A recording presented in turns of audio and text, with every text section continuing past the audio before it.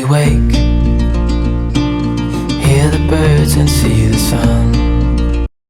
Hello beautiful people, it's Darren here from Art by Darren with another ArtStart DIY, and it's time to say hello to springtime. Yay, my favourite time of year.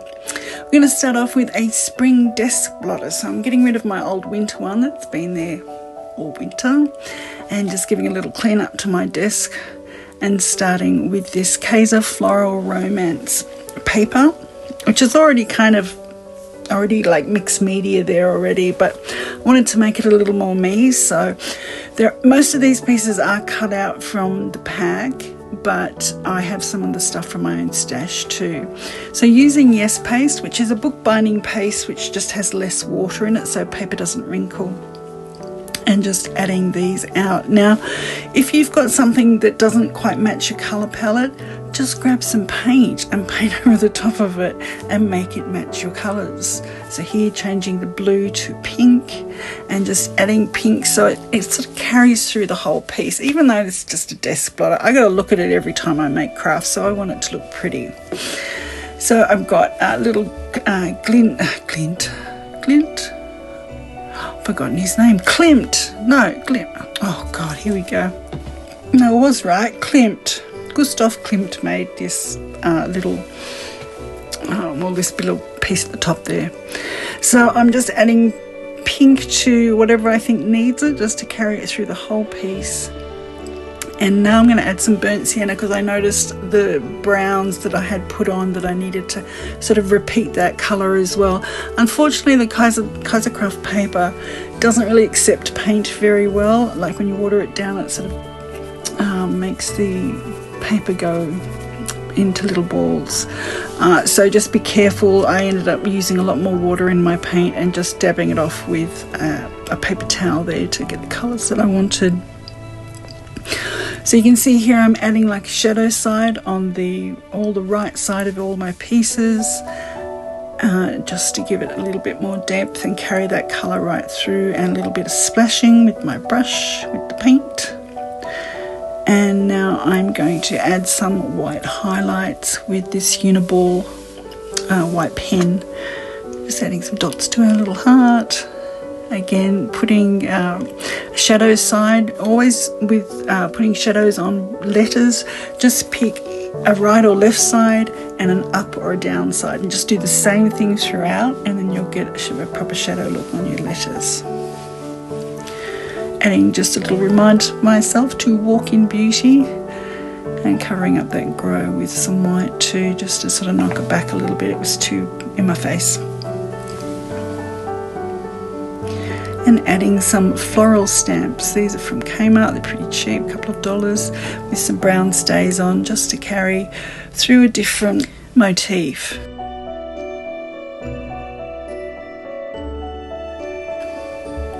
Now, a little lavender flower box. This was the little flower box we made last spring, and we last used it in Valentine's Day.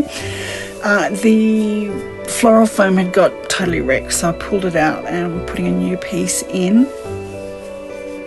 Just using a little plastic spatula to cut it, and cleaning up as we go, of course, and adding a little bit of just white gesso. You can use this instead of white chalk paint. It's got the same kind of consistency and it's matte as well. Adding white to the grow of our grow box. And now we're going to add some dried lavender. So just grab a handful, cut it off the length that you want it, and then I'm just pulling off the very bottom leaves, flowers, I think they're called sepals, so that it will go into the floral foam. And sort of taller in the middle and sort of shorter towards the outside. Just getting the ones that bent sort of going out so it looks like it's sort of bursting with lavender. And I'm using some floral, what's it called, moss. My brain's not working, I should probably drink some water. Anyway, putting some moss in there. Don't put it in first because you can't thread the lavender stems through. They're really quite fragile, so you've got to be careful with them. I'm just putting it around the edges and sides just to cover it up. And And then we've got our box. Now I'm going to clean off all of the sticks, and I'm going to make some lavender bags, because this is what happens when you work with lavender. It gets into a big pile like this. So I'm going to pull all the sticks off, pull all the flowers off the sticks, and you can see how much I have just from that, doing that little bit of work. So I'm going to grab some organza bags, or you can grab a dryer sheet and just glue it around the edge, turn it inside out, and you've got a little bag. Perfect. I mean, I'm just going to put this in my knicker drawer. I'm not going to give it to anybody, so it's fine by me. And add a little ribbon to that. Of course, you've got to pick it all up first and get it in there. Just add a little piece of white ribbon and a gorgeous little bag for free. And then I'm going to add a little wooden motif, a little butterfly and a little flower. And with these you can actually drop a drop of like lavender oil onto the wood, and that will help them smell as well. So just a little trick I learnt. And adding some glue just to some pieces that were sticking up on my blotter there. But there's our little lavender bags all made. Normally I make them in purple, but I didn't have any purple bags, so I just made them in that. Now this spring watering can, I made it last year. If I was going to make it again, I'll link the video for you, but if I was going to make it again, I would make the top taller and turn it down so it's thicker on the top, and make the handle thicker, the handles thicker as well, like double it over, because it just looks a bit thin when you look at it from the top like that. Just going to give it some paint and a little motif on the side of it, a little wooden motif as well. Some new floral foam and some new flowers. These are all from Bunnings, these flowers. I don't know whether they're stopping to sell them, because I saw them all on sale the other day. I don't know if they're going to get rid of the flowers, dried flowers and artificial flowers, not sure about that. Adding a little bit of foam, little bit of moss as usual, and cleaning up as we go. And a little bit of ribbon there to just finish it off.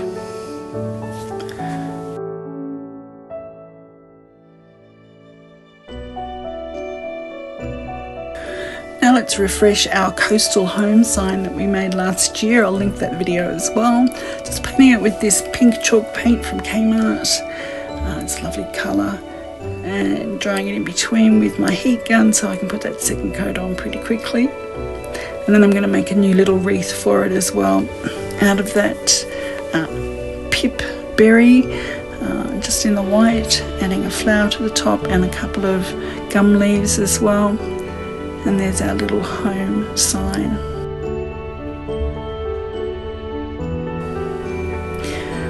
And let's make a spring door wreath. Now this wreath was a foam wreath that I just covered in ribbon. Sorry, I lost the footage for that. And I'm just using some of these little beads to make a welcome sign.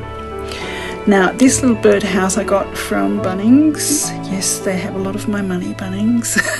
And I'm just going to cover it with a serviette. In hindsight, I should have just painted it because this was a real hassle. But anyway, let's put some soft gel mat on, and this blue and white serviette from my IKEA, I think, and just gluing that down and then using a razor to just trim the edges. Now you'll see, I think here I rip it and put a hole in it. So what I end up doing is just adding a little bit of ripped off serviette and putting that in, and then that makes it sort of go darker. So then I decide, well, you know, this is how you fix a mistake. If you put it in one area, put it in a couple of other places, and then it doesn't look like a mistake. Looks like you meant to do it. See? Now it's part of the pattern. So when it dried, I got all the edges off. Fix those edges, which are a bit, as you can see, major hassle. Don't do this. Pain in the bum.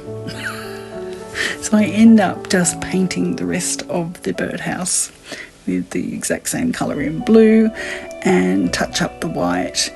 Now this birdhouse was pretty easy to put together, but you do have to hold it. If you want me to make a video on that, I will, how you make these birdhouses, but it's pretty self-explanatory when you see it.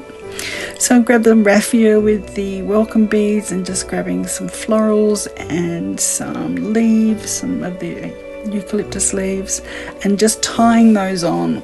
If you just tie things on, then you can pull them off whenever you like and change out the wreath, and you're not sort of wasting stuff. But my camera moved here, sorry about that guys, I didn't realise I had done it. So tying that on, tying the birdhouse on, tying on the beads, and tying on some raffia to hang it from the tree. To hang it from the door. Now this little bunny, the form was from Lincraft, and this is just pink spackle that I use in my house. Now, having done this, I would say don't use this technique. Use the baking soda and paint technique. You get the same kind of texture, a lot less hassle. This had to dry, it got patchy, I had to sand it. It was a pain. So just don't do that. Use the baking soda and just the pink paint, and it'll work, and you'll get that sort of ceramic look. So here I'm adding the antiquing wax. Wiped it off with the baby wipe. It wiped too much off, so I'm going to just use a paper towel, and that'll leave a bit more of the wax behind, and then we get this little bunny.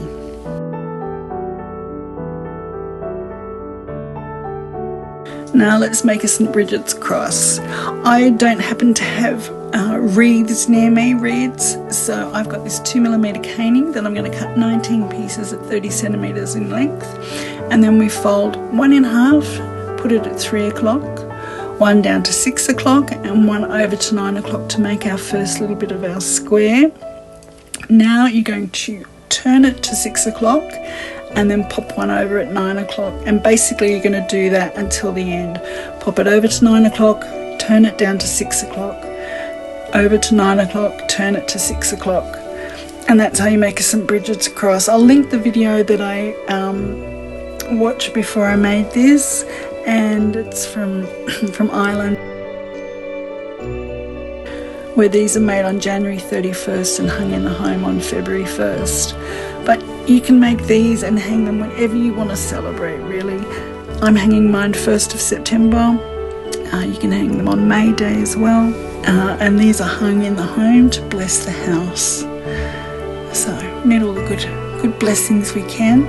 Now you keep making this square around and around, pushing it to the 9, bend it in half, over to 9, move it down to 6, over to 9, down to 6, and kind of fiddling with it to go. If you put this down while you're making it, it's all going to fall to pieces.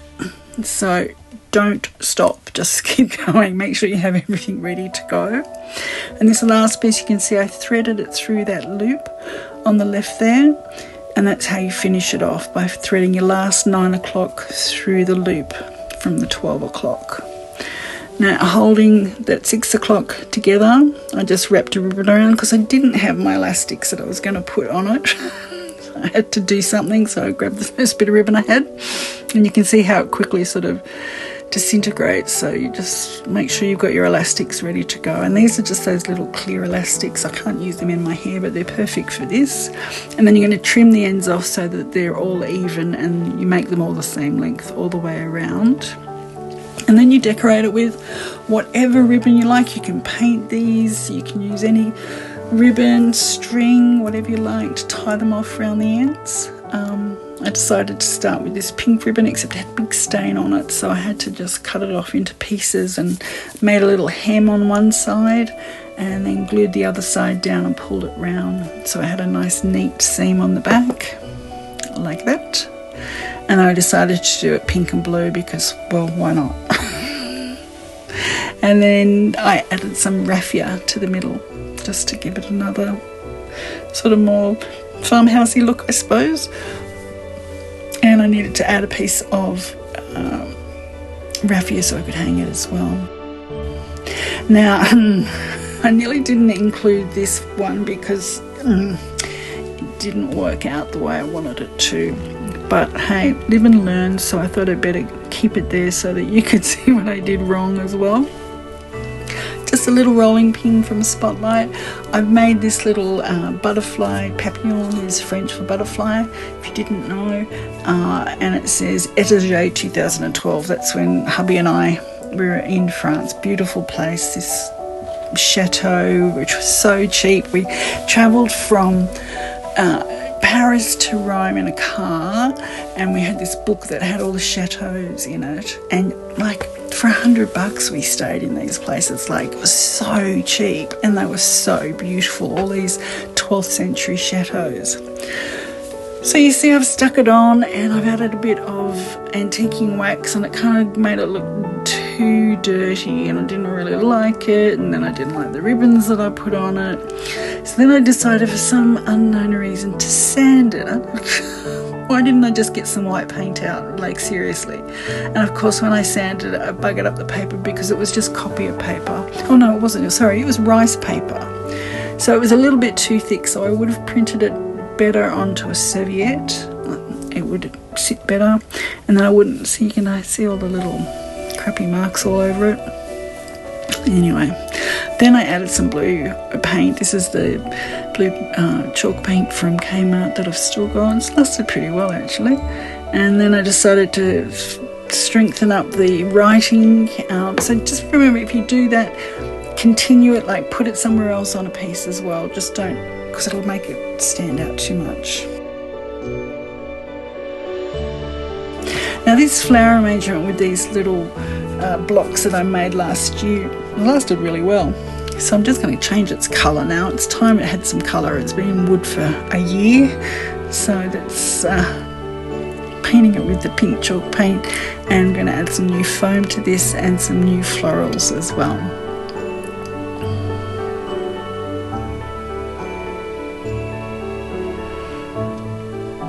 I love these pink peonies that I got. These are from Amazon, and all bits and pieces are basically Amazon or Bunnings I get my florals from. It's really bright and pretty.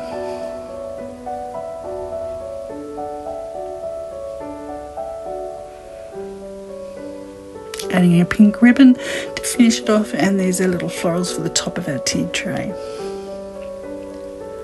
Oh, and I do add a little bit of moss just to cover the floral foam.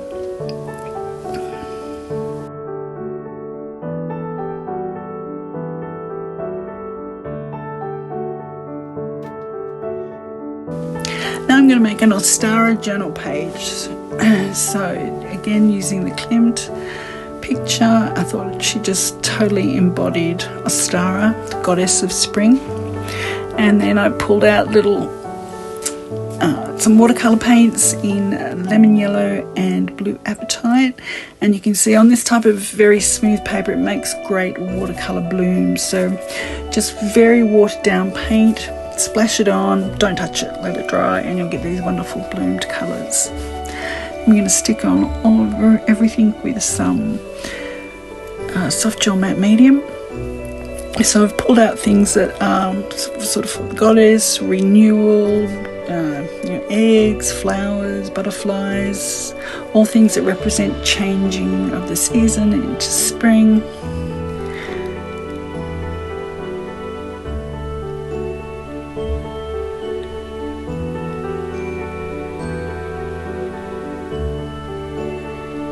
And then I just wrote in the candles, herbs, and the goddesses.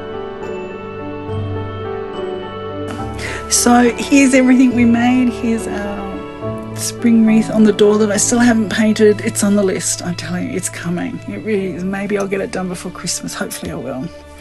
And I grabbed some of my spring ornaments from last year as well to put onto the tray. So the bloom there, the Hello Spring. If you want to see that video, I'll have that linked in the description. So thank you so much for joining me today. Hope you had fun with that one, and I will see you next time. If you haven't already, please like and subscribe, and I'll catch you next time. Bye for now.